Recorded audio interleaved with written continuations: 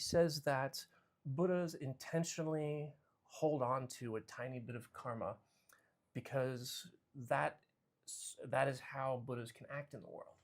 Right? The idea that a Buddha has no karma, is not bound by samsara, and yet can act in the world is a very difficult problem. Right? So Tsongkhapa, for example, answers this question by saying basically that in accumulating merit and wisdom, a bodhisattva sets up the means for a Buddha to be a kind of perpetual motion machine of action. Sometimes we call that robo-Buddha. That's what John Donne calls it, or the Buddha's a compassion machine. So the Buddha is acting but not really doing anything.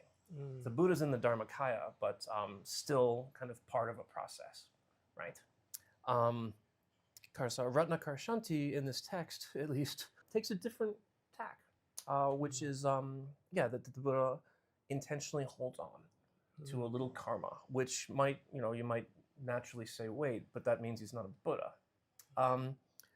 The way I think about that, the way I explain it to myself at least, is the metaphor of a patient parent. Imagine a parent is playing with the child, and the child wants to play pretend. And so the parent is kind of acting like they're on a pirate ship, or acting like they're a princess in a castle or something like that, right?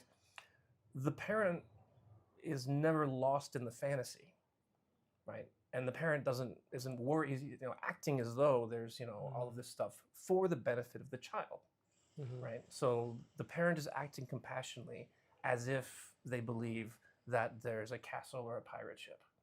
But the idea that they would suddenly sort of fall out of compassion or fall out of awareness, that none of that is real, it just doesn't really make sense.